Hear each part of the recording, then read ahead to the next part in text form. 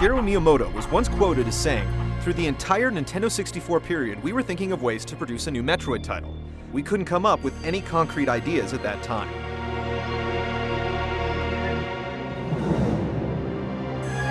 Then, Nintendo approached the president of the Texas-based Retro Studios, Jeff Spangenberg, who was the former founder of Iguana Entertainment, the studio behind Turok Dinosaur Hunter.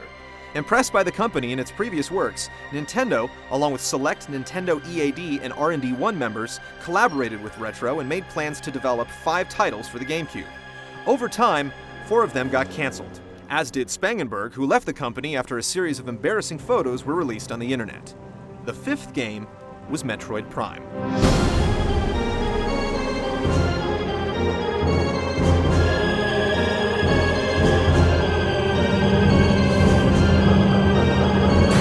Metroid went 3D on November 18, 2002. Chronologically, Prime takes place after Samus's first mission on the NES. Aaron responds to a distress signal from a space station orbiting Talon 4 and quickly discovers that it's a space pirate research facility overrun by escaped specimens.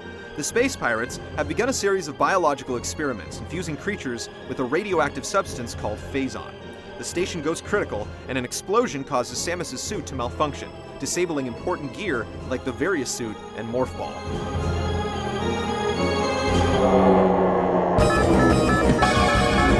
While escaping, she crosses paths with Meta Ridley and follows him to the planet below, where she learns of the meteor impact that brought phazon, the horrifying extent of the pirates' experiments, and the fate of the Chozo, who slowly perished after the impact. Foretelling the return of Samus, the Chozo also left numerous weapons and 12 artifact keys to unseal the source of the phazon corruption. The player's first mission in 8 years was to stop any phazon research being done and eradicate the source of it.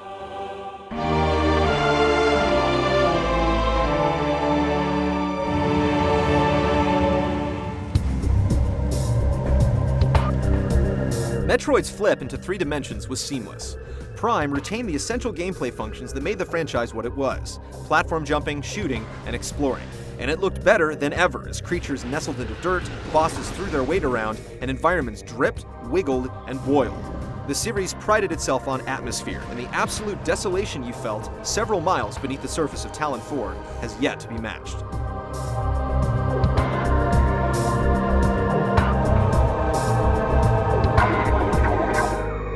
Early builds had Samus hunting from a third-person perspective, but Miyamoto assured the developers a first-person view would better fit the power suit. This was handled rather cleverly by a smooth camera animation as she went from ball to human form. Gamers would have to adjust to the shift, and the industry would have to accept Nintendo's new custom genre. The company officially classified the game as a first-person adventure, not a shooter.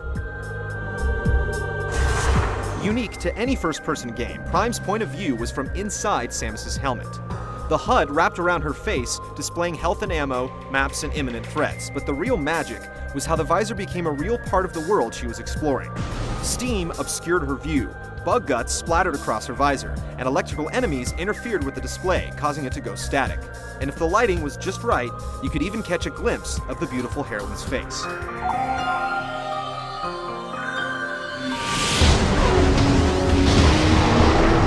Also new was the ability to lock onto enemies by holding the L button. This fixed her viewpoint on a target, freeing her to strafe, jump, and fire at the same time. Although stationary, manual aiming was also performed by holding the right shoulder button. The simplified control scheme was easier to learn than the dual analog setup customary to most first-person shooters, and it also made traveling surprisingly manageable. There was no corner clinging or wall jumping, but there were still plenty of ways to explore. The scan visor, first hinted at with the X-ray scope in Super Metroid, played a crucial role in Prime. Scanning items, enemies, switches, and more revealed basic or hidden information, opened doors, lowered elevators, etc. The story was told through the data you gathered from your scans, and a logbook collected every record you found.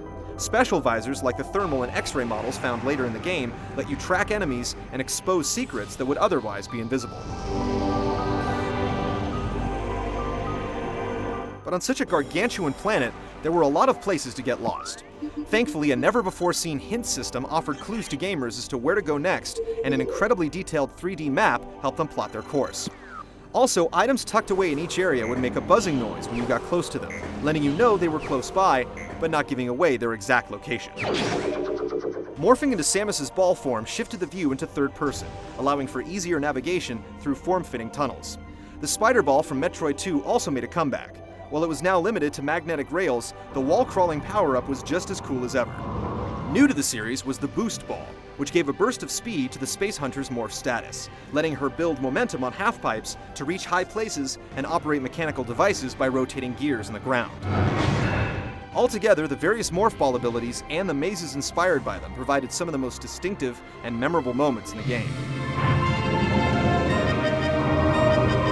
Short elevator rides and doors that didn't always open right away were used to mask the game's modest load times. This continuous progression made the areas feel more connected, and the entire planet huge and never-ending.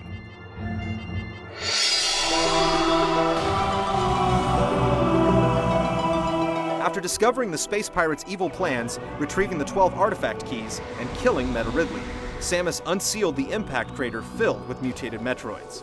There, she confronted the source of the Phazon, Metroid Prime, in an epic two-part boss battle that forced the galactic heroine to utilize every power-up she had gained.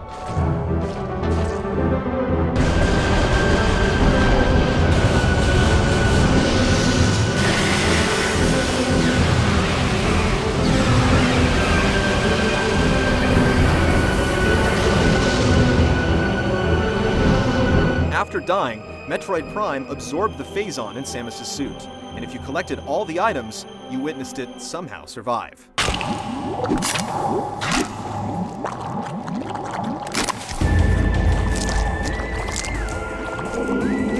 The multiple endings were not based on completion time, but on the percentage of items collected.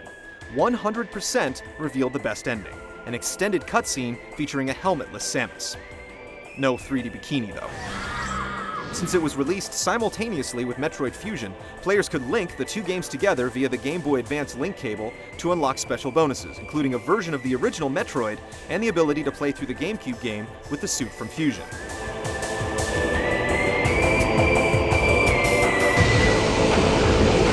Fans were initially unsure about Prime. Morphing into 3D was a risky transformation for the franchise, and they weren't sure first-person was the best way to play.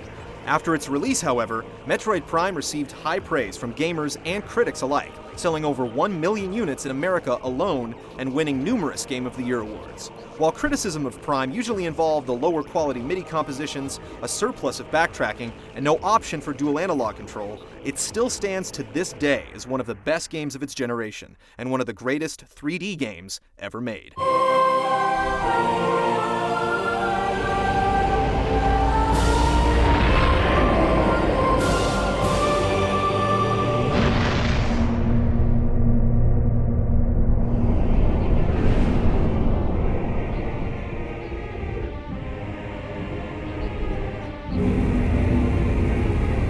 Players soon realized that Prime was not just a subtitle tacked onto Metroid, but the beginning of a trilogy that would cross two platforms and spawn two handheld spin-offs.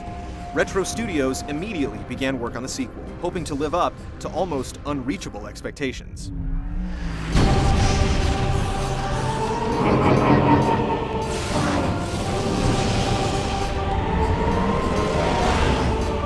Metroid Prime 2 Echoes, developed by Retro Studios and directed by Mark Pacini, was released on November 15, 2004 in North America, 2 years after Metroid Prime. The story follows its precursor chronologically and takes place before Metroid 2 on the Game Boy. With a new light and dark world dynamic, the Metroid universe became sinister, with mind-crushing puzzles, uglier bosses, and vaster lands. And in a first for the franchise, gamers could charge blast each other in split-screen multiplayer.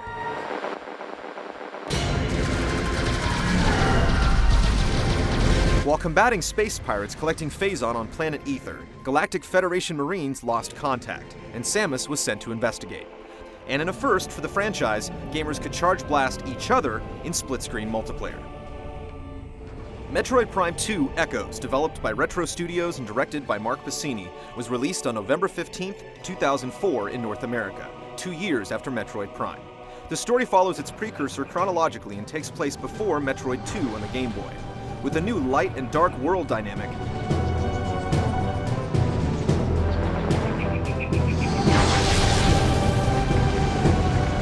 that wasn't demanding enough, Samus also had to locate 9 Sky Temple keys to defeat the Ing once and for all, a mission made more dooming when Samus found a dark version of herself patrolling the planet. In true Metroid fashion, Samus loses her abilities, forcing her to re-upgrade a 6th time to save the planet. Echoes was distinguished for its mirrored dimensions, a feature that was first made popular in Zelda: A Link to the Past.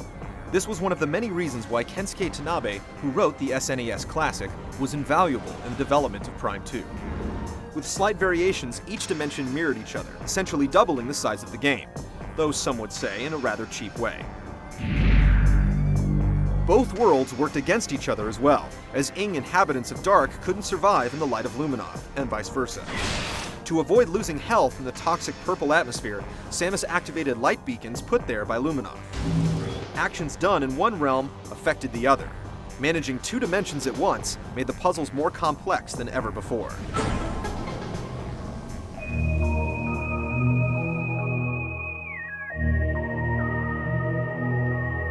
Graphics, following an already stellar presentation in Prime 1, were arguably the finest in the series. Maps, puzzles, enemies, and boss battles were deviously devised and had you exploiting your batch of abilities even more so than in the first Prime, especially the Morph Ball and its various functions. Combined with the gorgeous locales from the soaked wetlands of the Torvus Bog with destructible vegetation to the futuristic cybernetic sanctuary fortress, Planet Ether felt more genuine than any other planet Samus previously stepped boot on.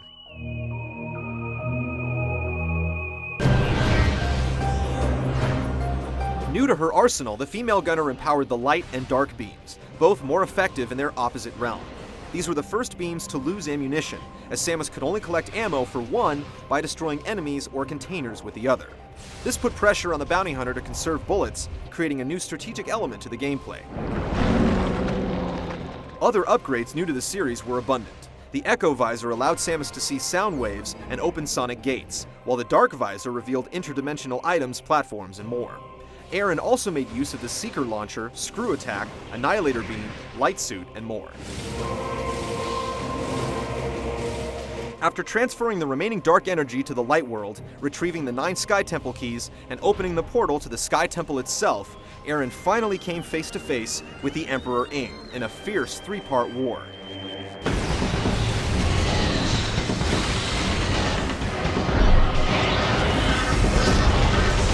Defeating it put the dark side of the planet in critical condition, leaving you with 8 minutes to escape. An easy feat, if only Dark Samus minded her own business.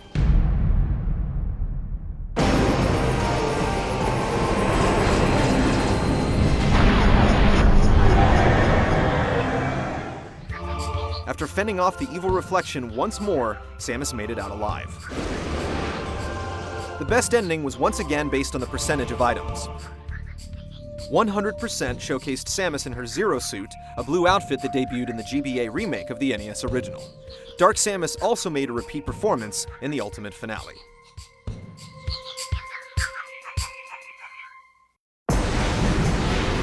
Echo's most notable first for the franchise was multiplayer.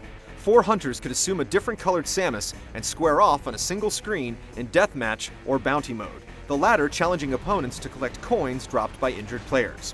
All the control from the single player was intact, and Morph Ball boosting disabled any auto-lock targeting. Adding space pirates collecting Phazon on the planet Ether, Galactic Federation Marines lost contact, and Samus was sent into investment. While combating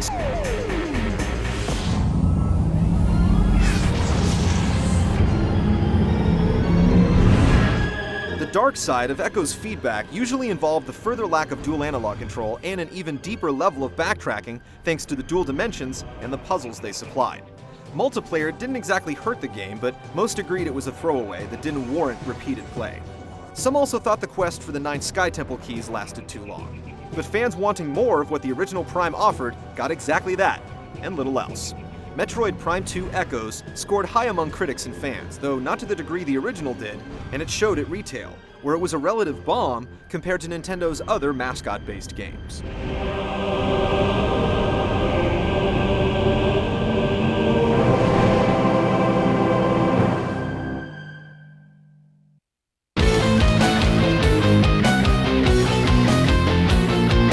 Come back for more Primetime next week in Part 4 of our 5-part Metroid retrospective.